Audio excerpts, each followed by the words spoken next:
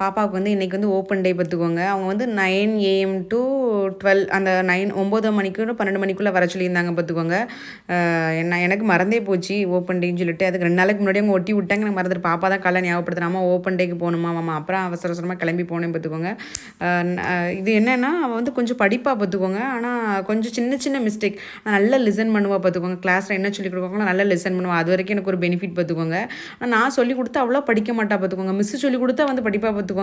நான் சொல்லிக் கொடுத்தா நான் நல்லா தான் சொல்லிக் கொடுப்பேன். ஆனால் அவள் வந்து நான் சொல்கிறத வந்து காற்றுலேயே வாங்க மாட்டாள். அவளுக்கு தேவை ஹோம்ஒர்க் படிக்கணும் வீட்டில், அவ்வளோதான். மிஸ் வந்து எக்ஸ்ட்ரா கண்டென்ட்லாம் சொல்லிக் கொடுத்து அதெல்லாம் நல்லா கவனிப்பா பார்த்துக்கோங்க. வீட்டில் வந்து நான் என்ன சொல்லிக் கொடுத்தாலும் அதை கவனிக்க போகிறதே கிடையாது.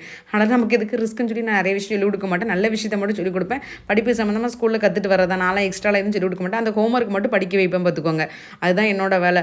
அது மட்டும் தான் அவள் படித்து எழுதுவா. ஆனால் ஹோம்ஒர்க்கு ஒரு டைமுக்கு 2 டைம் எழுத வைப்பேன் பார்த்துக்கோங்க. ஆனாலும் சின்ன சின்ன மிஸ்டேக் விட்றா. அந்த மிஸ்டேக் விட்றப்போ ஏன் அவள் 50க்கு 50 எடுக்கலன்னு சொல்லி லைட்டாக ஃபீலிங்காக இருக்கும் பார்த்துக்கோங்க. நம்மளோட ஆசையை குழந்தை மேலே திணிக்கக்கூடாது தான். சரி, குழந்தையாகவே இருக்கட்டும். பார்ப்போம். வீடியோ பிடிச்சினா லைக் பண்ணுங்கள் மக்கள்.